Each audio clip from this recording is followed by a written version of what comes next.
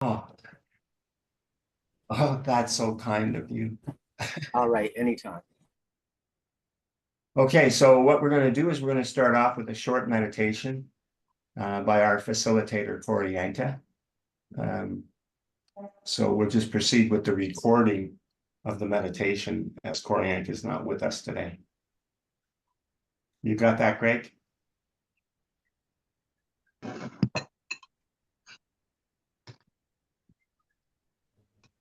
You want to start off with Koryaka? No problem. Yeah, please.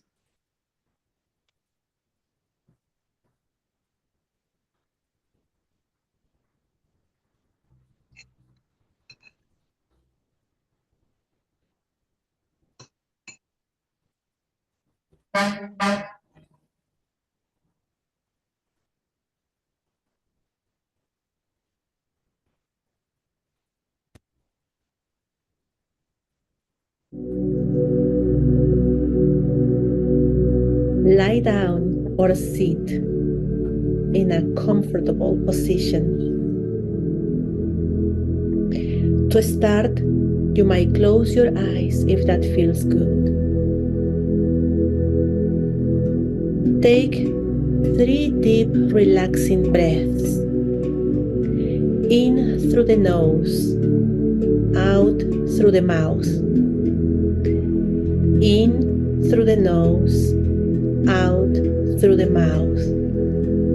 One more time. In through the nose, out through the mouth. We'll start scanning our bodies for any tension there might be. Starting at the head. We'll do this together. We'll just observe without making any meaning out of it.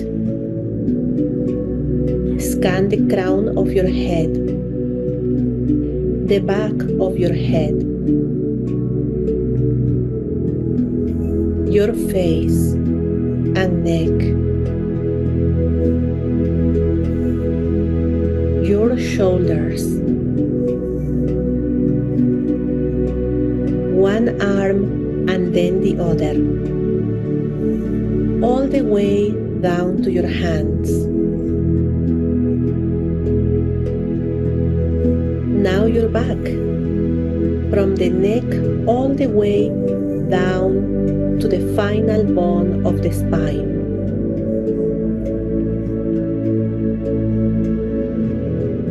You can focus your attention now on your chest and your abdomen.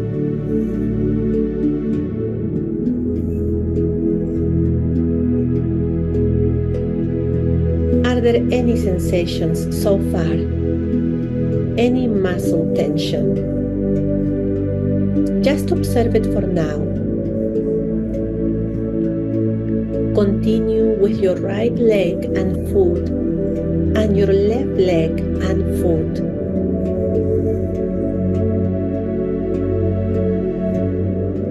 Wherever you found tension, let it go. Gently, by visualizing that it is a white cloud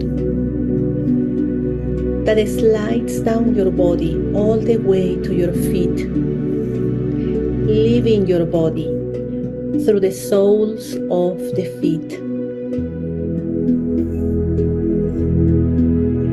Perhaps there will be many clouds of tension leaving your body. That's great. You're letting them go. You can feel good about it. Once tension is out of your body, it will be gone and transformed into life-giving energy.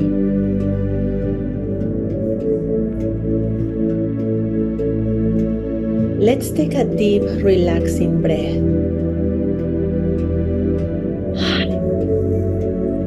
In through the nose, out through the mouth. Let it feel good. You can stretch your body and make sure you are comfortable wherever you are. You are a beloved child of God and the earth, deeply connected to her. Notice how your feet are planted on the ground, either physically or energetically at all times. Feeling the earth with the soles of your feet. Feel how your energy grows and extends itself from the soles of your feet towards Mother Earth. You are growing energetic roots that go into the moist, rich soil under your feet, uniting with the Mother, receiving nourishment and love from her. The more your roots extend and go deeper and deeper into the earth, the more you feel deeply grounded and held in love by Mother Earth. Stay present in this moment.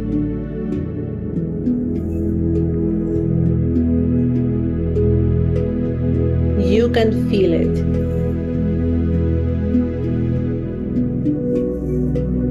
Remain grounded and present in this moment. Grounded and present.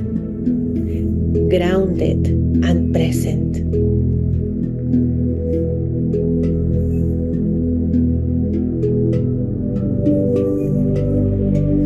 You can gently go back to your breathing. In through the nose, out through the mouth. In through the nose, out through the mouth. And one more time.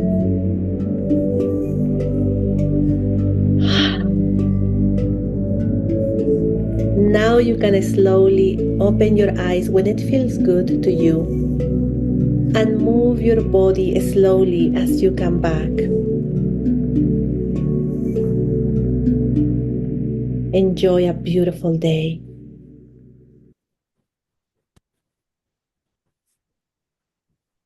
Okay. Wow. So, Dan, I guess then you're going to be prepared to speak to the personage of Doug Goodfeather, or just wrap on? Yeah. Well, you know what I thought I'd do, Michael, is, just talk about the Lakota method, that from my experience. So I'm in no way a teacher of the Lakota way, but I've worked with Doug now for a couple of years. Like we had a conversation a couple of weeks ago with Koryanka, and we were just talking about the shamanic path for healing. Yeah. And so I'm a person who's an explorer, and so I like to experience all these different modalities of healing and spiritual progression. And so what I find interesting is you have all these beautiful cultures from all over the world who come from very different perspectives, but they all see the same end goal. They just have a different path to getting there. And so what I thought would be interesting, and I'm sure Doug probably is having some technical issues, but I found that the Lakota nation, their method of healing is a bit unique. It's very much Native American approach, but it's also very effective. Some of the trauma release that I was able to witness when I did a vision quest with them was really profound. Just watching the healings go on with people. And so what I thought I could do is I could explain the process of a vision quest and what we went through, and then what I experienced. And I can give you some anecdotes from Doug as far as the process that they go through when they're performing these healings, because Doug is a very gifted healer.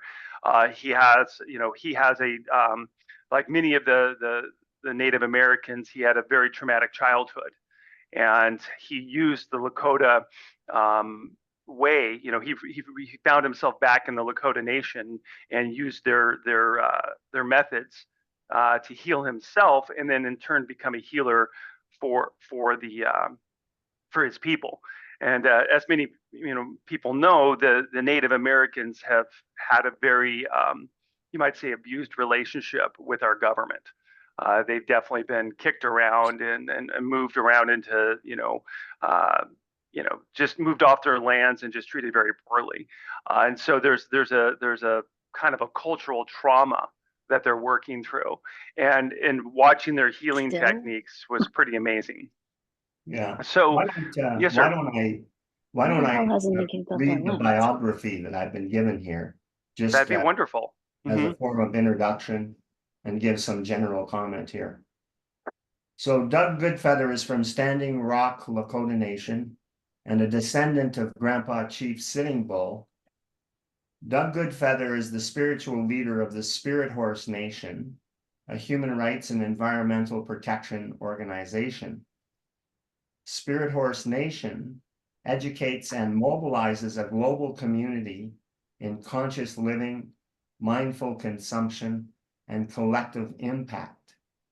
They help their community learn how to find peace and connection in their daily lives, how to lessen their impact on Mother Earth, and how to shine a light on environmental injustice wherever it may exist. If you would like to directly support the work of Douglas Goodfeather and learn more about what is his offering through his nonprofit, the Lakota Way Healing Center, visit spirithorsenation.org. So take it away, Dan. I'm going to clean it up, okay? Okay.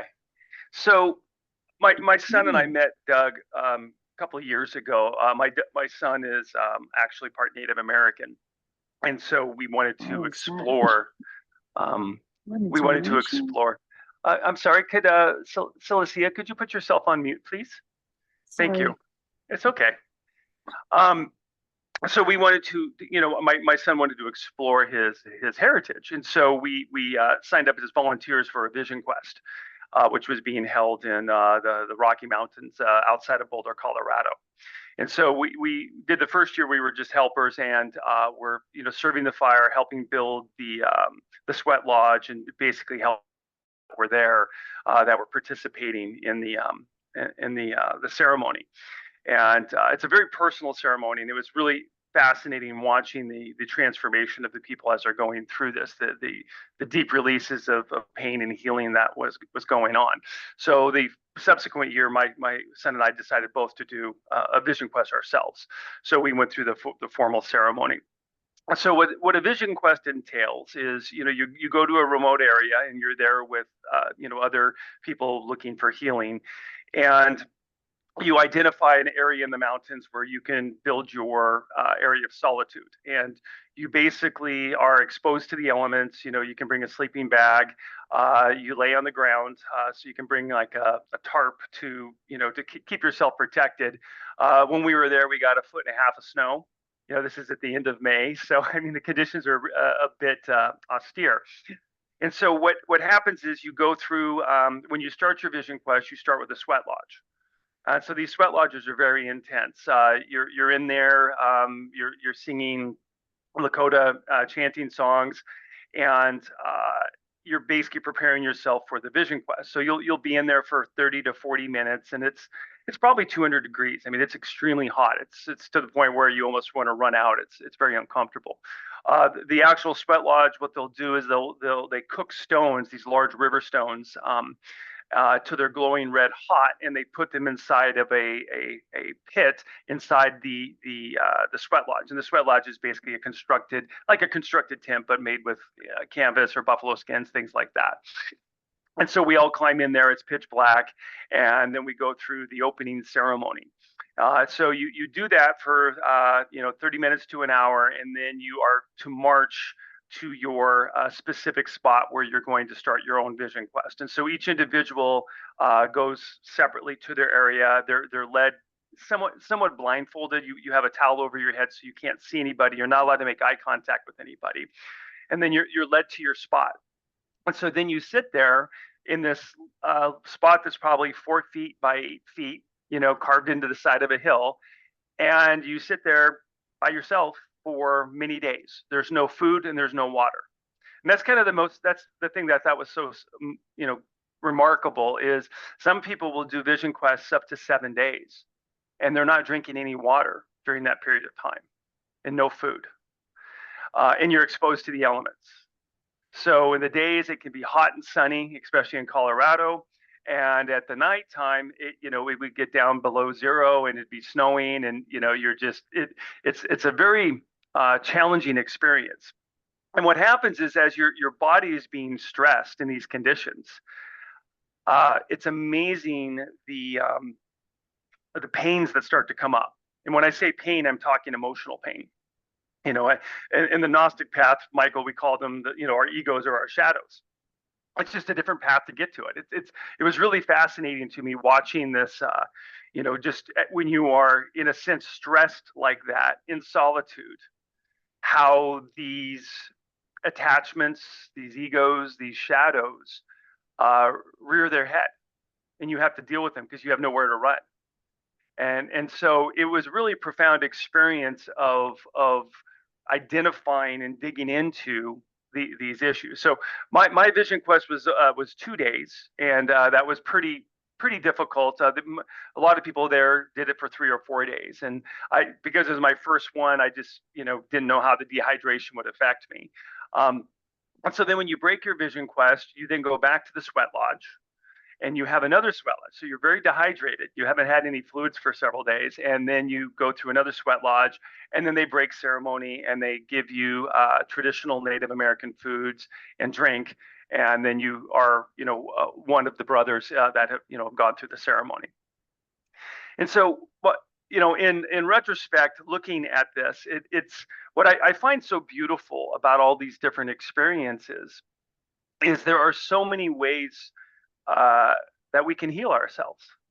We talked a couple of weeks ago about using ayahuasca, and it's a similar experience. It's just a different modality to get there.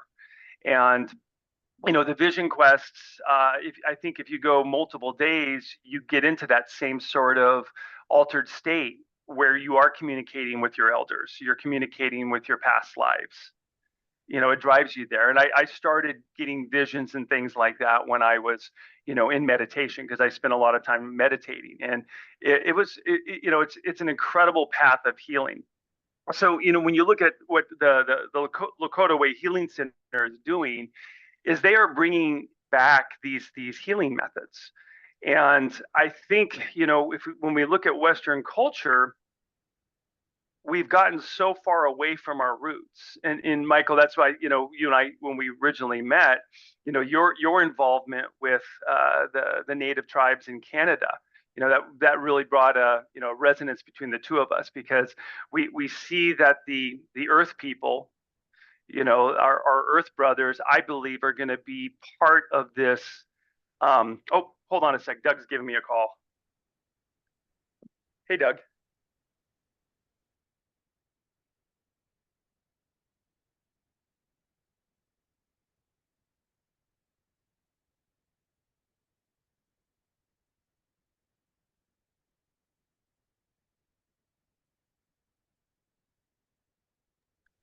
Well, thank you. That was Doug. He'll be with us in just a minute. So what I found fascinating, though, is, as I guess suppressed as these people have been, they have maintained their connection to Earth. And I really believe that they are going to be instrumental in helping us build a new Earth as we go through this transition we're going through. Because I think the Western cultures, we've really lost connection to Mother Earth and our relationship with nature. And I believe the Native Americans are going to be instrumental in helping us find our way again. And so that I saw that firsthand, and I saw the pain and the suffering of the communities, but how this method could heal. It was just really fascinating to me, you know, watching both the Native Americans, but then also, you know, Westerners who are just seeking a deeper understanding of themselves and a different way, because I think what we're doing in the West is not working.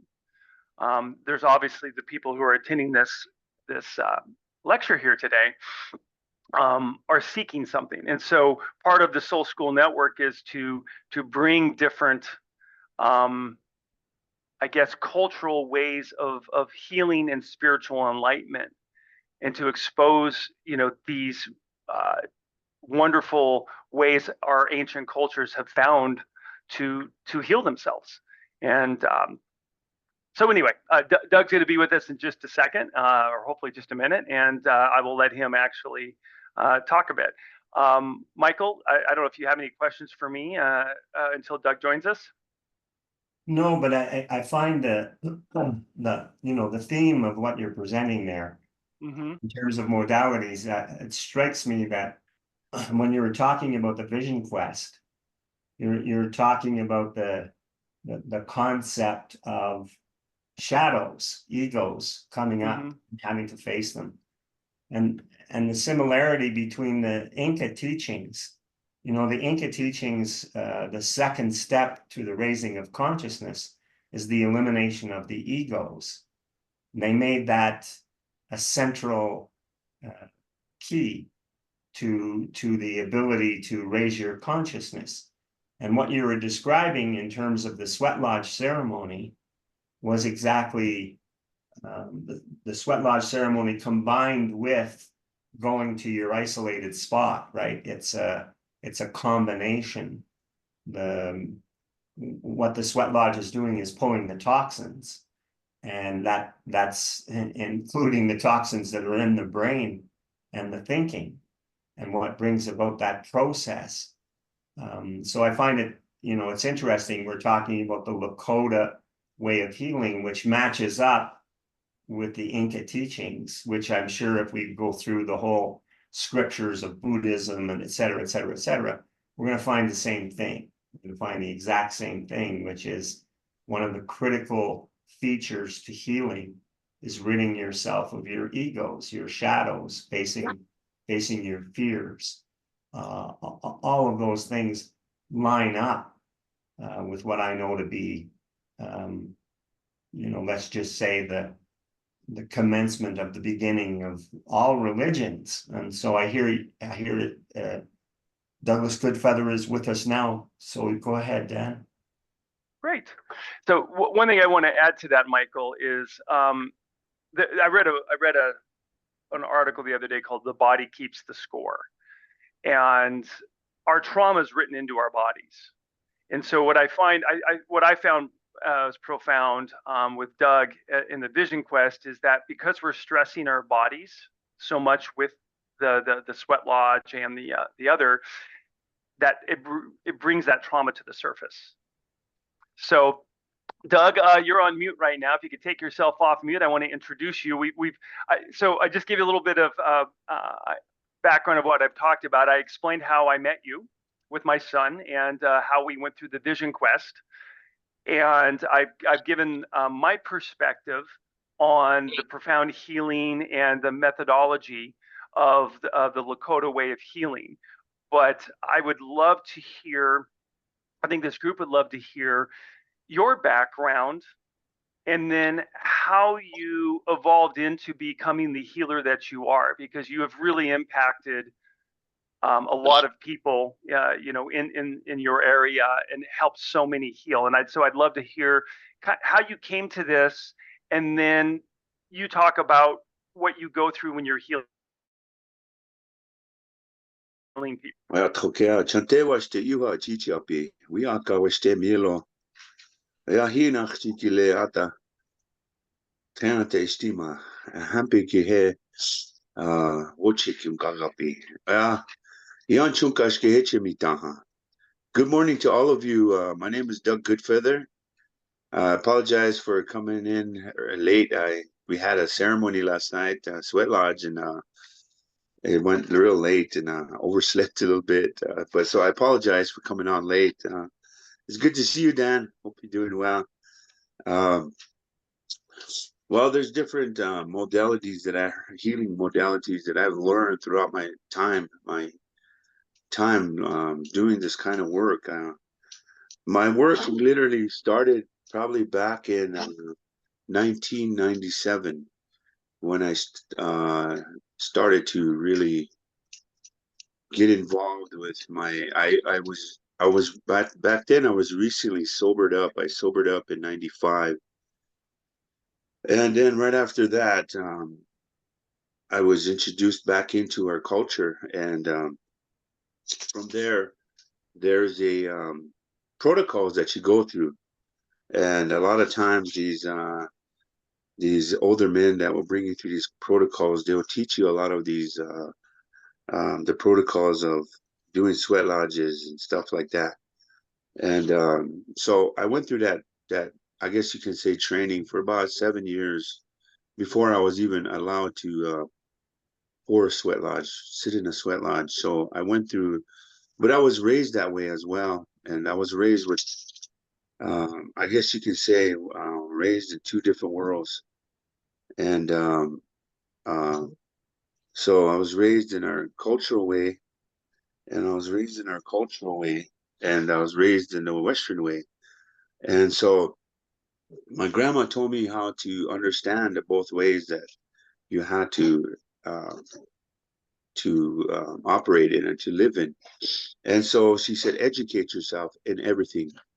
Everything that you learned in life, educate yourself and educate yourself in terminology and mathematics and science, spirituality and everything. So I started doing that. I started really learning these kind of modalities of healing, but I didn't really think I was going to be what I am today. My dream was to be an engineer or a lawyer, or both, and those are how ambitious I was. And but I went through a lot of time, and as a kid, you know, I was raised up throughout foster homes, and until I settled back into my grandparents' homes. But my grandpa was literally he was a Korean War vet, so he had a lot of PTSD. So he didn't really have that healing. So he was very abusive, and physically, mentally, emotionally, spiritually. And my grandma was kind of like that too, but she was less.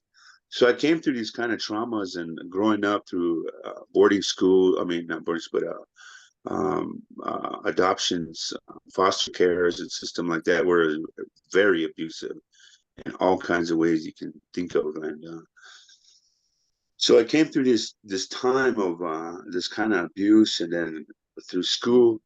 I really had trouble in school. I thought people kept saying that I was stupid, but what was going on, what I realized was going on, is that I was constantly thinking of survival mode. So it wasn't that I was stupid, it was that I was thinking of survival mode, that I wanted to live, what is going to happen to me. So my focus wasn't on school, it was surviving. So I didn't really get good grades. I didn't like school at all till I got into high school. Then I literally bloomed in many ways. And then when I went to college, I realized how much I loved going to school. And then as I walked in life, you know, I came through a lot of and then in 2000 I joined the military. In 2001 we went to war. I did 2 combat tours in Iraq in 03 and 04. And something that I wasn't proud of going to war. I'm proud that I served in this country as in the army. I'm very proud of that. But going to war, I wasn't very proud of that because of the unjust that happened over there. And then I came back from war. I was married at the time, and my wife decided that she wanted to leave me, and she told me the reasons why. So you know, I accepted that because I knew I changed. I knew I was different. So I one day I was at work, and I was driving home, and I had this very emotional outbreak, and I pulled over and I was crying. I staggered into the ditch, and then I was crying for about 2 hours. I didn't realize I was crying that long in a ditch, and I was trying to deal with my PTSD, losing my family, all of this stuff, was hitting me at the same time. I was sober still, and I almost lost that, but I stayed strong with that. And but somebody picked me up, so I turned around to thank them. There was nobody there. From here, I went home, and a couple of weeks later, I had a dream. And this dream we call them spirit dreams. And the dream, an old man came and instructed me to prepare myself for 1 year, mentally, physically, emotionally, spiritually.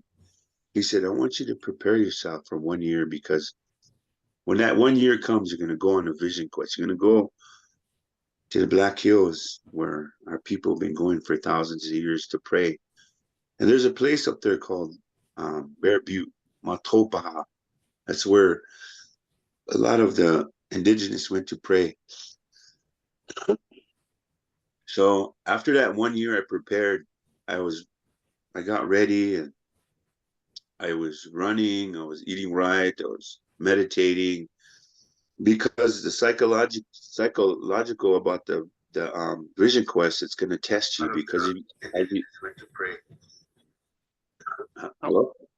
Oh, so no, go ahead. I was. Sorry, someone's talking in the background there. If everyone who's not speaking, can you please mute? Thank you. Go ahead, Doug. Continue. So I prepared myself. Vision quest, it's going to test you, because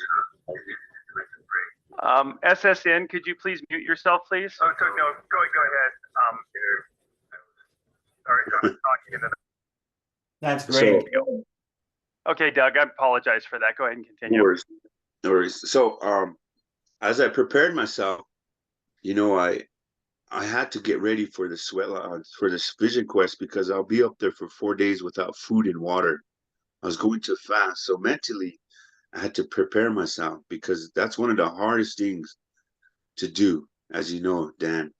And so, as I prepared myself, I was training for this whole year, and then that year came.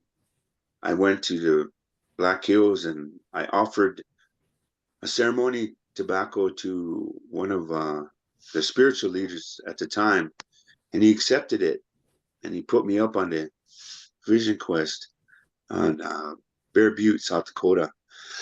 And the first day that when he put me up, I'll be right before I went up, I said in my prayer out loud, I said, give me my purpose. Now, at the time, I was going to school to be a civil engineer, and I was doing pretty good in school. I was really excited. I wasn't thinking the way I was thinking now. I was thinking more of I'm going to make all this money. I'm going to travel. I'm going to have fun. I'm going to be an engineer, make all this money, all of this, la da da da da. And the vision came, and then right before I went up, I said, give me my purpose. So we went up there, and the first day we just kind of settled in, looking. The hunger starts to subside. That doesn't bother you, but then the thirst sticks to you all the time. And then the next day, second day came. That's where the test came. One of the tests came. I was suffering. I was really struggling. I wanted to go down. I wanted to give up. I was pouting. I was angry. I was arguing with God. I was arguing with myself, my belief, my faith, everything. I said, I could just go down right now. I could just finish. I don't need to be up here. And I was really struggling with myself. And all these little butterflies came, hundreds of them, just flying all over me, all different colors. And there were little tiny ones just playing. And then they left. All of a sudden, all that anger and came back to me, resentment. And all of a sudden, I was angry, and I was arguing with myself. And all of a sudden, all these other butterflies came, and they were a little bigger, different colors. They were flying all around me, playing, landing on me. And then they left. And what I didn't realize is when I was sitting there, that they were with me all day from the time I woke up and that I started suffering until I was getting dusk. But it's felt like only minutes to me. It was. I looked up, and because they were doing so much stuff, it was just so amazing. Never seen butterflies do stuff like that. And then it went to, and then I prepared to lay down, go to sleep, and it was really cold up there. It was on a mountain, but I had a buffalo robe, and that really kept me warm. And the next day, I got up, and there was a bird singing, and I got up and I acknowledged that bird. It was a blue bird, and it was singing this melody, really beautiful melody. And all of a sudden, it went into a song, and I went into the dream right there, the vision.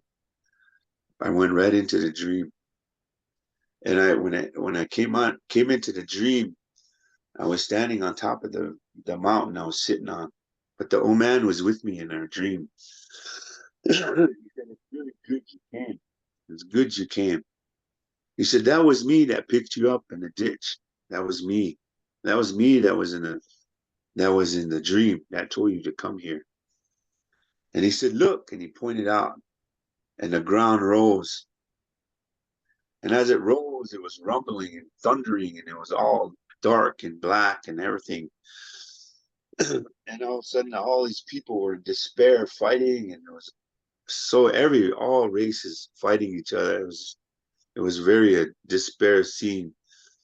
And then he said, "Look," he said, he pointed out to them. He said, "You people make yourselves sick." He said, "In order for you people to live and to help each other, people must be willing to pick these ways up. People must be willing to sacrifice to pick these ways up. These laws that were put on earth, people must be willing to pick them up." And people think when they say laws right away, they're like, "Oh, how big are a giant? I don't know." And these laws are simple, but they're powerful. And the laws are love, compassion, forgiveness, gratitude, courage, fortitude, all of these things. These are laws that come to this, that we live by. And as he was telling me this, he said, "When you're done here," he said, "I want you to go down to where you're born and raised. There you're going to find your answer." So I was in there probably about 4 hours in that dream. It was really a powerful dream. And then I came out of the dream, and it was so powerful that I was just sitting there the rest of the day just thinking about it. I couldn't even think about anything. It was so amazing. And then I went to sleep, and then the fourth day, probably about noon, they came after me, and we went down, and we go into Sweat Lodge first, and then we come out 2 rounds. And then you have a giveaway. You give people gifts, gratitude. That's how we thank the Creator, by feeding the people and giving to the people. And so I did that, and I went back to Standing Rock. That's where I'm from, South Dakota side, little village called Rock Creek. And I went there, and I started visiting all the people I grew up with and everything. And everybody was like all in despair, nothing but despair. And the people were crying about their kids, they're dead, in jail, addicted, in prison, suicide, paraplegic, still drinking. People were drinking with their families. It was really, and that blue bird came back, and my brother still lives there, and I was like talking to him, and I stayed the night, and that bird came, and he said, did you see it? Did you see it?" And I said, "What? What?" He said, "Do you see it?" And then, and at the distance, I saw a village, a small village with all these people coming. And there was people coming down the hills from everywhere, coming to this little village, this little place. And there was two sweat lodges on each side. And there was a house, and there's families all sitting, and they're all lining up, and they're talking, and they're going into the sweat lodge, coming out. And they're all families healing. Everybody was healing at that place. they're all just coming through and going out, and they're all healing, laughing as they leave, and crying as they entered. And as they left, I realized that was the Lakota Way Healing Center.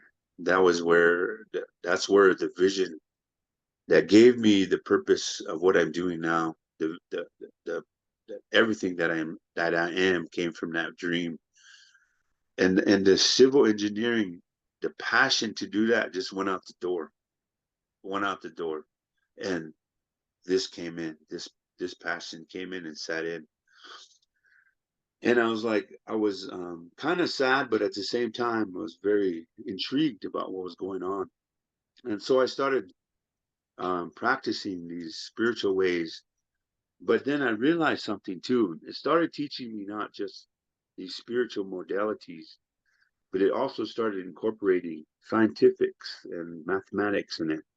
And I started to realize all these things that were happening, how intelligent these ways are, so intelligent. And I started to understand what was going on and started to see equations, different methods of helping people to heal. But I was dreaming of these things. So I'd bring them out, or I would go into Sweat Lodge and I would get intuitions downloaded into me. And these intuitions would come out and as healing modality. So I realized that, and I went to college to be a counselor, a therapist. And I don't use any of that counseling skills at all. I don't use the Western philosophy or any of that stuff. It doesn't work with humans. It's the different ways. This is my thinking. This is just the way I do it. I don't, you know, it didn't click. People were, it was more of a construct thinking that I was, and I can't do that. It wasn't clicking with me. And because we're all natural human beings, we're all indigenous. Every one of us on this earth indigenous. We all have natural modalities that we're born with. So I brought those out of me. And I started using the fire as fire is one of our greatest philosophers. And so I started using the fire as one of our healing modalities. And I started to use the fire to help people heal, especially young men and young women who come with addictions or abuse. And I teach them how to build the fire. And the fire, once I introduce them to the fire takes over. But all of these came from my own traumas, from my own life. I didn't use and in the beginning of my life, when I left home and I was an angry man, I was blaming my parents, I blamed my mom for leaving, all of that. I was angry constantly. So I drank, became an alcoholic. And then when I sobered up, then I worked on myself, and I really seen things that I've been through were literally only teachers. And the emotional part that we went through is to emphasize those teachings in this world. But the Western philosophy came in and created a word that was so powerful that people live by it, and it's called depression. They said, we invented this word called depression. And once you label somebody that, boom, you start practicing depression. I'm depressed. Once you label somebody, boom, start practicing that label. I watched that constantly. Well, here, and I'm not saying all is the Western's bad. I'm just saying what I'm witnessing. Okay, here's the pill. Keep coming. Now you got them addicted. Now you got them coming back every week, every month. Now you got them trained. You're training them. Now they're addicted. Now they're addicted to that pharmaceutical. It's buzzing them. It's starting to. And the reason why I'm telling this, because I'm a combat vet, and that's what they inundated me with, was my with antidepressants. I started out with one antidepressant, ended up with 15 to 20 bottles of side effects, just 2 side effects, every one of those. I was bloated up to 270 pounds, all inflamed with all those medications. Still depressed, stuck, blurring, just all messed up. So finally, I decided that I needed to change myself. So I weaned myself off all of that. It took me about a year to wean myself off, about a year to maybe half a year and a half. But I was still getting buzzed by those pharmaceuticals in the brain. It buzzed me, shocked me. So finally came off of them, and I lost probably 70 pounds, 70 pounds of inflammation. I feel great. My joints feel great. I use the natural modalities, natural medicines to help me deal with my PTSD. But one of the things I started learning about depression is that it's a trained thing. And a lot of these things we go through is that I realized by training myself and studying myself, learning my own modalities, I can teach others. So I was using myself. I was studying myself. And I realized that the things I started to use to heal people and help people heal, I realized that it was a natural essence, a natural acceptance that they accepted, that there was nothing wrong with you, but you had to go through something to emphasize your growth as well. And sometimes these things we go through, we call them traumas. And then all of a sudden, we live by that trauma because it's embedded in us.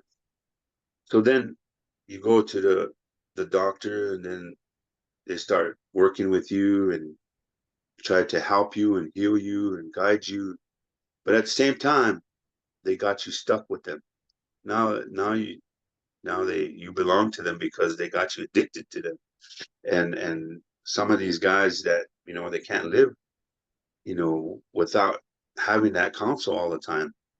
And so one of the things I've learned about myself is that I studied myself, and I realized the science of our bodies, our minds, and our hearts is so intelligent. We're born with so much intelligence in us that when we start to go into an effect of depression, it's literally the body healing us.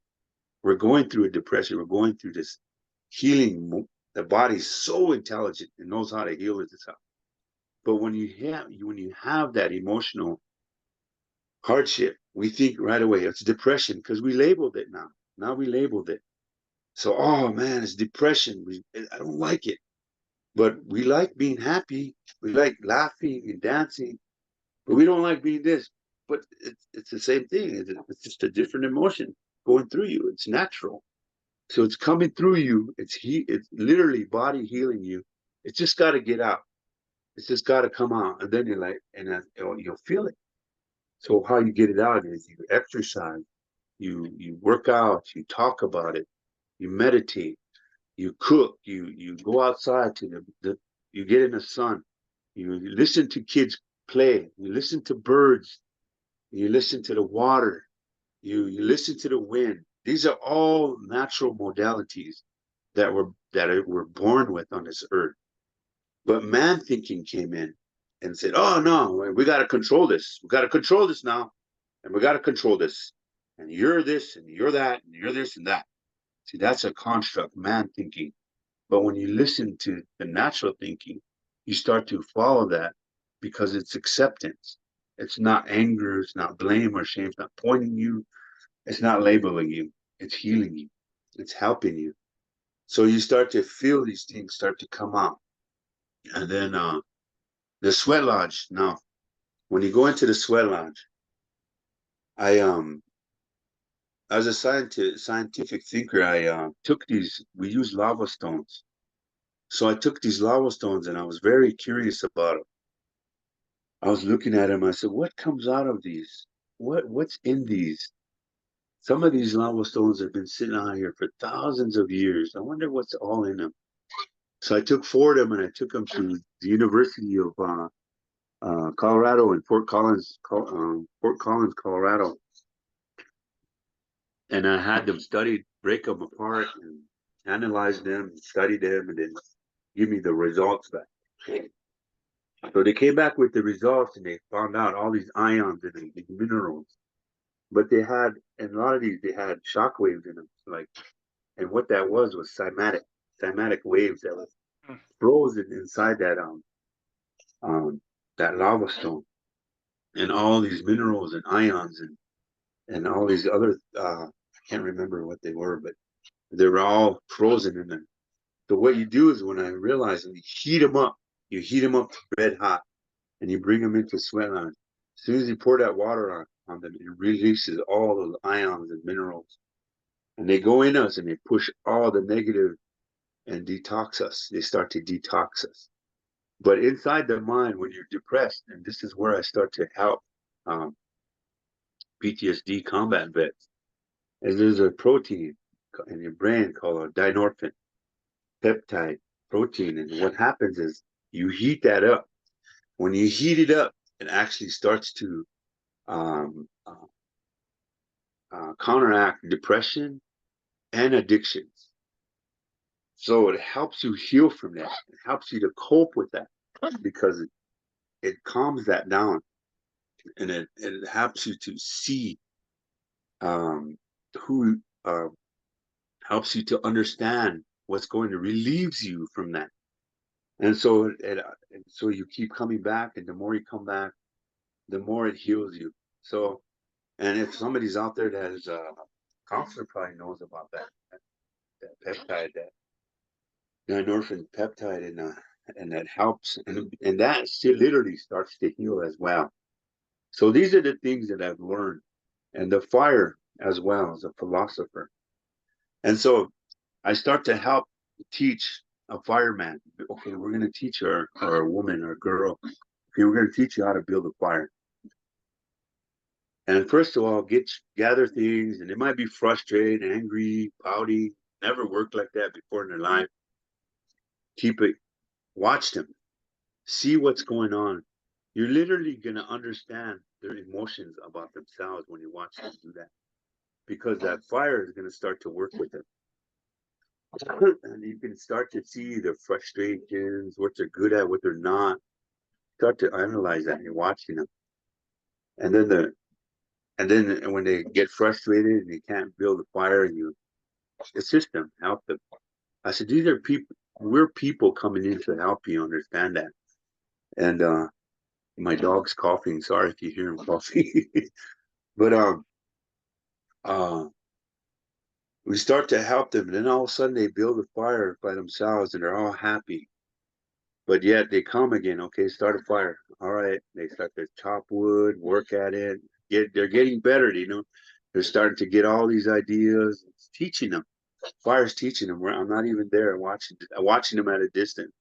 Pretty soon they get better and better, and all of a sudden they go to start the fire and it's already lit. And I said, okay, now you got good at that. Okay, now we're gonna go wait till it rains. And then you can bring them out there. Okay, now start the fire. And they get good at that, starting the fire in the rain. Okay, now it's the snow and the blizzard. Start the fire, teaching them. And they get confidence. They build confidence. Now they're confident in themselves. And the fire is like a horse. It knows your emotions. And then as you build that fire, now they learn how to build a house. I witnessed that time and time again. Now they gathered a family because they got confidence, self-love, determination, ambition, hard work. They built strength. They knew all of this. The fire taught them all this. I just stood back, watched them, and I watched them introduce the fire to them and let the fire. But humans can't think like that. Not if you don't think indigenous, you're not going to think like that. You're going to think construct all the time. You think, I got it. Yeah.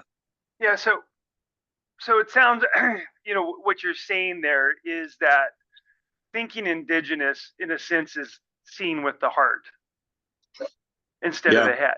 Because that's what I see with the Western culture, like what you talked about. It's like we try to put everything in a box, like psychology, for example, right? Yeah. They try to mechanize it. Here's the rule sets. Here's the steps to go through. Here's the data you want to collect.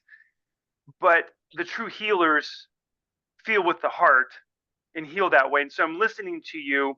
You're seeing these little subtleties when the person's building the fire. the Westerner would be like, well, they need to, mechanistically, they need to do this. What you're doing is you're feeling their emotional state as they're working with that fire.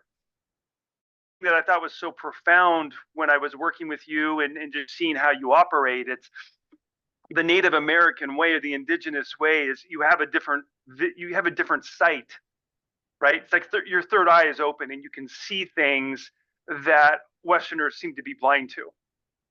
Yeah, exactly. But like when I say, one of the things is that when I say we're all indigenous to this earth, a lot of Westerns get confused, like, huh? What? What does that mean? That you're born on this earth, unless you're born in Mars. You're born on this earth means you're indigenous. Mm-hmm. Means you're born into laws, natural laws, nature laws. But when the man thinking comes in to control everything, they make it a construct. And then you can't do that with natural because there's side effects. And those side effects are when you put something not natural in something natural, there's a side effect and it's not good. So those are the things that happen and that I witnessed. And because, like I said, I put myself through therapy, and it took me it took me a while to really understand that. But when I went back to our culture and learned from that, it clicked. It clicked like that. I instantly understood it, felt it, heard it, saw it, everything. I knew it then. So that was my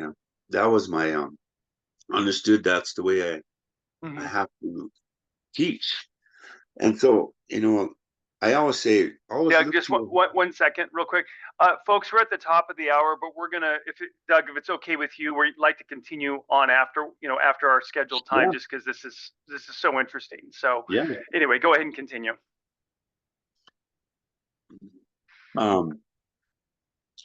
So, like the fire was one of the things that taught me, because I was a fireman, and that's what taught me.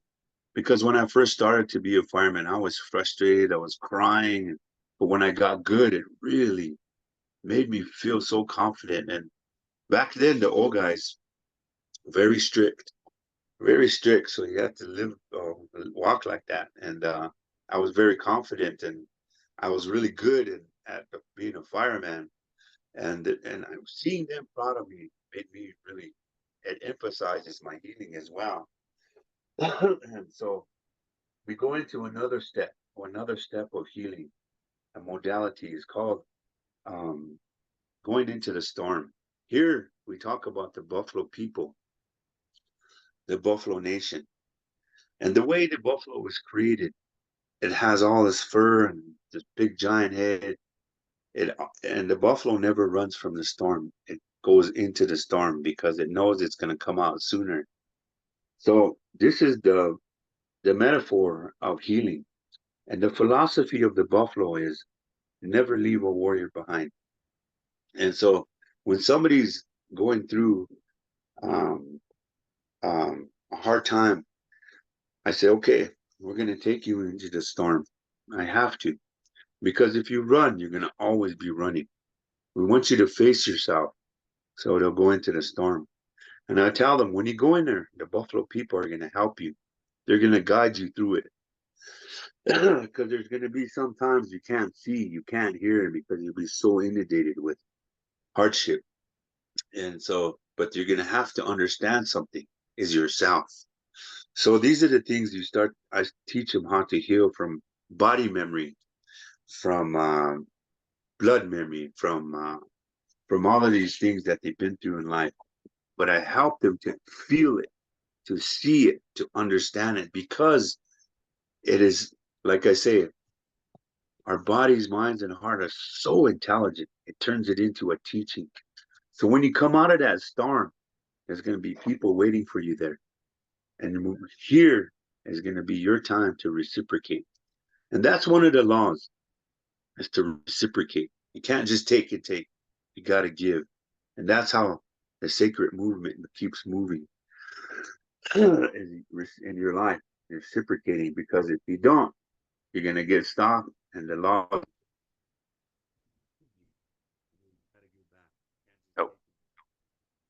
Hey, Doug, we lost your audio. Hear me? Yeah, it's very muted. I don't know what happened there. We can barely hear you. It just clicked off a second ago.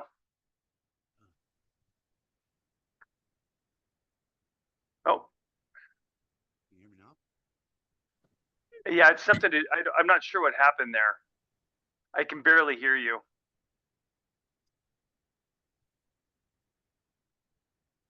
How about now? We can hear you. It's just it's very quiet. Oh, what happened? I don't know. Okay. It just clicked while you were talking. Let me call you right back. Okay. All right, I'll call you back. I'll get right back on. Okay, no problem.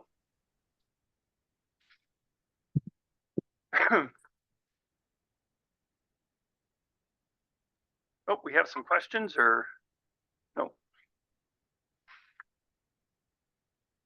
Go ahead. Go ahead, Celicia. Hi, what I wanted to know is if we can talk about the importance of why it has to be done without water. Water seems harmless. And also, is the Lakota method something you have to do in person, or is it something you could do where you are? Okay. Great questions. Can you hear me I'll now?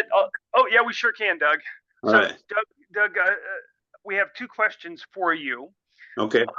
One is when you do a vision quest, is it important to do it without water? And then the second question is, does this have to be done in person, or is there a way to follow your healing methods not in person? Yeah, you can do it not in person, but I need to teach you something about it. A vision quest needs to be done without food and water because you want to heal too. You want to heal your body. You want to kill the cancers in you, whatever sicknesses you might have. If you have, it's going to kill it. Your body's going to eat it. So you're not only healing physically, mentally, emotionally, but you're killing all these sicknesses as well. That's one of the reasons why it's intense. So it's one of the things that I teach people is because we knew these things. We knew these things, and now we're scared of them. We're scared of ourselves. So I want people to challenge themselves. They get to know themselves, who they really are, what's your purpose here, because we're born with purpose, and when you live that purpose, nothing can stand in your way, no matter if they try, because it's instilled in you by the Creator. So this purpose drives you, and once you live that purpose, everything's going to be given to you, a home, everything you need. So that's how I live my purpose. I just want to add to that, because that was the thing I was concerned about going in, because we were in Colorado at probably 10,000 feet when we did the Vision Quest. And so I'm a person that gets dehydrated very easily. And in Colorado, it's an environment where you get dehydrated very quickly.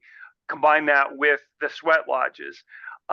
Surprisingly, I wasn't struggling with thirst. So I did it for 2 days. But surprisingly, I didn't find it. I mean, I was very uncomfortable. Don't get me wrong. I was, just there's a lot of stuff coming through me, but I was really shocked that the thirst thing wasn't as overwhelming as I was expecting it to be. And to Doug's point, when you put yourself in this kind of shock state, your body goes into what's called autophagy. And so your body starts to eat itself. And the first thing it does is it eats the garbage in your interstitial tissue, which is your fluid system. So you have all these little toxins and particulate there. And so as your body's kind of going into this starvation mode, it naturally starts to consume all this bad stuff and flush it out of your system. So I think there probably is science that correlates to what this ancient healing does. We're just starting to learn that now. Yeah.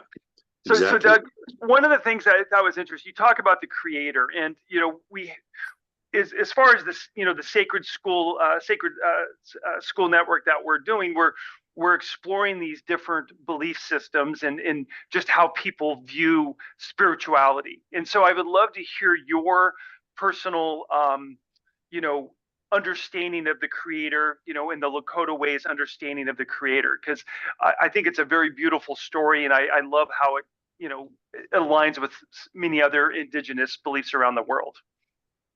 Yeah. I was sitting with this priest one time, and he asked me, he said, you know, he was trying to set me up. He said, you know that the creator's we're made in the creator's image.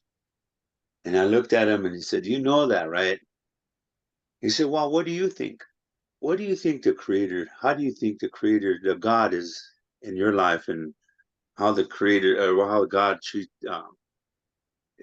how do you see that in your life? And how do you imagine God looking? And I sat there, and in my life, there's a word in our language called mitakuye oyasi. It means we're all related to all my relations. And what that means is everything that the creator has created is our relative. What means is we're connected to. We have some kind of relationship with that creation on this earth. And I see creator has created this earth, created all of these things in this, and how the science came about of how this earth was created. And I looked at everything, and growing up with my grandmas and grandpas, great grandmas and great grandpas, learning the land, learning the things that they taught me about the trees that when you see our fingerprints are like the trees as well. We breathe, the tree breathes us, and we breathe the trees, and our DNA is like the trees. Our DNAs, we're all part of this earth. We all have some kind of stardust in us. And so I look at it and I said to him, I said, I said, the God is everything. God is that tree.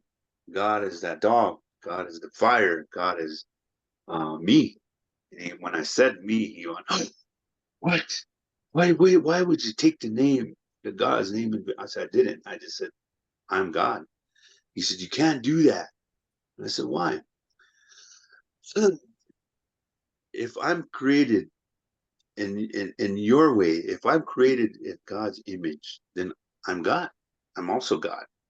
So, and he didn't like that. He said, but you got to be God fearing. I said, why? Why do I have to fear God? Why? But I'm God. You're God. Everybody is. I mean, the tree, everything's part of it. Why should I be afraid of it? Because you're going to go to hell. And I'm like, well, I don't believe in hell. I don't believe in the devil. I don't believe in that stuff. We never had that. You guys brought that here. I said, so I don't believe in that stuff. And but what I do believe in is that we pray. You pray, I pray. And you pray your way, I pray my way. But one of the things I've learned about the creation, about being a part of Creator, is that you can create things in your life and make them come to you, make them reality. They call them dreams, goals, and reality. And I've done that. I've done that kind of thing, manifestations, you can say. And these things are real because I witnessed that. So when I was telling him about that, I said, everything is a creator. Everything is a part of me, and I'm a part of everything. I can't distinguish God as a human. I can only see God as emotion, a leaf, a butterfly, or because everything is movement. Everything is a creation of something that came to this earth for a reason, for us, every one of us, to interact, because we're all a piece of each other's puzzle. And so he had a hard time accepting my answer, because that's not the way, how I was taught. And so he didn't really like that. And so for me, the description of God for me is everything. You, me, everything. So everything that is created, we learn from it, we heal from it, we use it to help us. there's everything that we need to heal on this earth we can use to help each other and ourselves. I don't know if that's a very I don't know how that is, how if that made sense, but that's just the way I see it, and that's how I kind of interpreted to him. And he kind of, and then I seen I couldn't understand it because when my grandpa who passed away, there was a priest. There was two priests there. There was a Catholic priest. There was an Episcopalian priest, and one they didn't even look at each other. They were just standing there looking at different opposite ways. And I was standing in between them looking at them, and I was confused. And they didn't want to look at each other, so I had to bring them together to introduce them to shake hands, and they didn't want to do that. But out of respect, I asked them to do that. And then they went back into their mutual corners, upset with each other for no reason. I didn't understand. But what I understood later, it was they were feuding about something in the religion. And so it was boggling to me how I saw that. So this is the things, this is how I see the creator in my life, is everything in my life is as I'm acting on that creation, my purpose. And that's why I say, live your purpose. Your purpose is what you love. People say, I'm looking for my purpose. It's instilled in you. It's what you love to do, what fascinates you, what gives you that drive to do something. That's your purpose. And when you live it, it literally starts to help people and help each other and help Mother Earth. So, that's how I see the creator in my life. That's very beautiful, Doug. Thank you. We're coming towards the top of the hour with you. Why don't, if you can just maybe summarize things in a couple minutes, and then we'll also have some questions for you before we close up. But if you want to just, if you have a couple last words you'd like to say before we open up to questions, I'd love to hear it. And then also tell people how they can get a hold of you, with your center. Okay, thank you. There's this actor, his name is Terrence Howard. He redefined the periodic table in many different ways. And so that's how I look at myself. I'm redefining feeling in a way, in more of an intelligence, spiritual intelligence, in a way that, because I've seen a lot of therapists who didn't like my work, because I used to work for Anschutz Medical Center, and they used to bring the veterans here, and it was a 98% healing rate, and they didn't like it, so they took the program away. And so one of the things I've learned from that is that control, and that when we control people, we keep them sick. We keep people sick, and when we do that, there's side effects that starts to go out into the world, like everything's happening. But the people what I've learned is that in our culture, in our indigenous culture, what I've learned is that everything is scientific as well. Our teepees are scientific. Our smoke signals are scientific. The medicines that 100% of America's use are scientific, come from the earth, come from what we taught the Western society. And what we learned, how we found a lot of those medicines, is through animals. We watched that, we studied that, through dreams. And a lot of these things that come into this world, into our lives, you have to be aware of them and understand how they work with humans, how understand these things work with humans in life, and how naturalization, the laws of nature, how intelligent they are, and in our natural bodies and minds, they work with that. And when we teach people how to flow with that natural law, people start to heal. People start to get better. Everything start to become more intelligent, because now they're becoming warriors. And now they're like a buffalo, never leave a warrior behind. And everybody's attracted to these people because of the healing modalities. So we have to understand that we got to work together. We got to help each other. We got to stop fighting. We got to really understand what we're eating, what we're breathing. All of these things are very important in our lives. And we have to be truthful. And I always say, look to your heart to stay truthful. And so that's one of the things, because everybody can be fooled up here, but the emotion right here can never be fooled. And so I live by those laws. I live by them, and they take care of me, my family. People I help heal, our people are help. And I like to say that I'm not healing people. I'm just waking people up.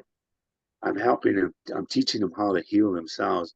I'm teaching them how to look out into Mother Earth. And Mother Earth is saying, I got the medicine over here. And one of the things I've learned about the butterfly when I was a little boy, my grandma taught me that it's one of God's warriors. One of God's many warriors is the butterfly. And just thinking like that, people are like, huh? How is it a warrior? Huh? How is it that warrior? And it's the metaphor of that thought and how it guides you. Like those butterflies took my suffering away. That was amazing. I never witnessed things like that. And it was so amazing. And they helped me. They guided me. They were warriors. They took me through that day. Otherwise, I probably would have gave up and went down, and this vision quest would have never came. But they kept me there. They kept me there for a reason, because there was a purpose. Even they knew that needed to be fulfilled on this earth. So to what I say is just believe in yourself. There's 4 principles that I follow, that I live by. And then one of them, the first one is hope. Hope is one of the principles. And there's faith. Another one is believing. And the next one is knowing. When you get here to knowing, everything you pray for or ask for comes somehow, some way. But when you get here, you have to be generous. You got to reciprocate, because it can take away when you get greedy. Because when you live by these laws like that, it won't make you go. It will take care of you and give you a good life, but it'll never let you be greedy, because you're helping people all the time. It teaches you that. And so I believe I got here now. I believe I got here because everything that I ask for and pray for comes. But I be careful. I really be careful. I don't go beyond it. I don't take it for granted and I abuse it and use it. I make sure I use it for the people that need it, and my family and my life. So believe in yourself and keep moving forward, and be honest by helping people. Be truthful with them, because people are hurt. There's wars going on. That's going to be a side effect too. So I just want people to understand that it's time to take care of our Mother Earth now. Thank you, Doug. That was very beautiful. We're getting close to wrapping up. Are there any last questions? You guys can also get a hold of me on my website. And the website is lakotawayhealingcenter.org. It's LAKOTAWAY healing, HELING, center, CENTER.org. And my email is the same, lakotawayhealingcenter@gmail.com. So write me email, support the cause, because it's a big nonprofit that has come into existence. It has helped thousands of people, has all over the world, and I've been all over the world healing and helping people. And it doesn't matter. There's no color involved. I mean, because all colors are beautiful. So this way helps all life, and it sees only your light. And so that's the way that I work in my life, and that's the way my grandma taught me, to always help people, because you make the world a better place when you do that. So continue to take care of yourself and support good people, good causes, and work on yourself, cook good food, exercise. And when we get sad, people are like, oh, I'm sad, that means your body's and your mind and your heart's telling you to be kind to yourself, be loving, take a bubble bath, take a walk, go get some food, take yourself out, do something nice for yourself. That's Right. yourself telling you to be kind. So We yeah. do have a question here. Michelle, you have a question? You're on mute, Michelle. There Thank you go. for this information. It's very important for me. I just wanted to know if there, like that healing method, would it work for something like seizures or epilepsy, like to cure that? What method is that one? Which one? Like what you were talking about before. Sweat lodges in your method of healing. Mhm. One of the things that I take right now for what I do is I take CBD. I take CBD because it doesn't have no side effect. It doesn't have any it won't damage your kidneys. That's what the pharmaceuticals, that's why one of the things I had to get off is because it was damaging my kidneys and my liver. And I had a few comrades who died because of that. So that's one of the reasons, big reasons why I got off it. But CBD is it's a very good medicine that helps you sleep and calms you down. And it's proven that it stops seizures as well. So research it first, see how it works for you or whoever you're working with, and study yourself. Study yourself. Don't be afraid of yourself. Take courage to heal. Be careful, but study yourself and take with the things that you think that's going to help you and guide you and all that stuff. And have animals. Animals are amazing. They help you heal. I call them my therapists. We have another question. Sarah, you have a question? Yeah, that would be great. Well, I just want to thank you so much, Doug Goodfeather, for sharing with us.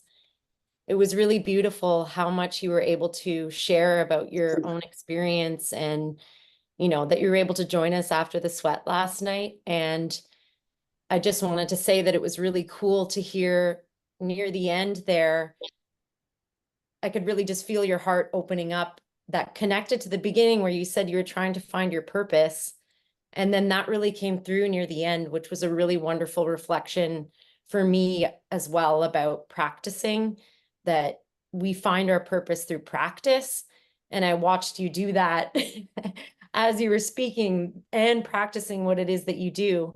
It was a great reflection for me to continue to also do that sometimes I just feel so stuck and wonder, how am I going to get to where I want to be? Like, I can't see what's coming next, and I know what I want, but I don't know how it's going to unfold. So I feel just really uplifted with that, just keep going and it reveals itself. So thank you so, so much.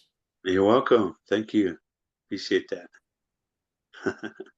Okay, I think we're at a full hour now.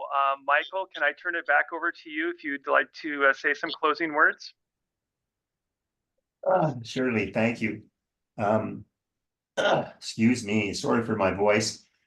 Doug, we can't thank you enough. It was a beautiful, beautiful presentation. A lot of us here worked with William Commanda, grandfather William Commanda, from the Algonquin Nation. And we also did ceremony with Arvo Looking Horse up outside of Montreal. And I can say I've been walking with the white buffalo calf since 92.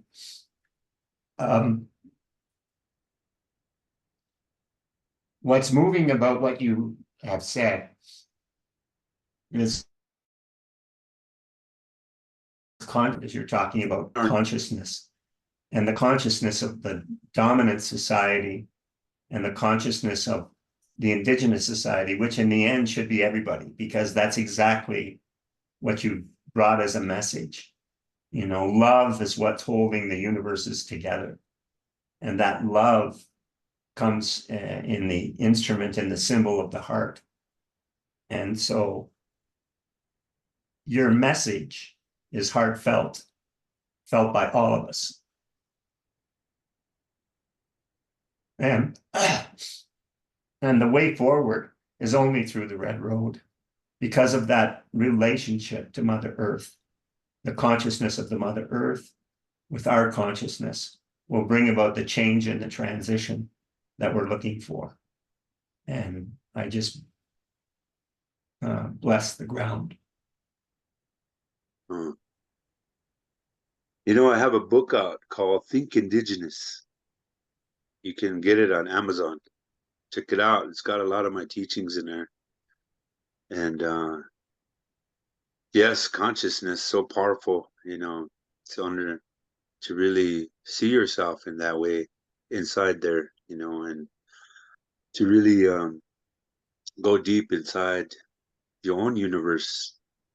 Everything's there. All the answers you need is inside you. We come with them, but we got sidetracked on the way this way. So we got to wake up and really see the things that is important in life, in this world, and that's how I've learned about studying myself. And one of the things is when you go on Vision Quest, it's called they bring a mirror.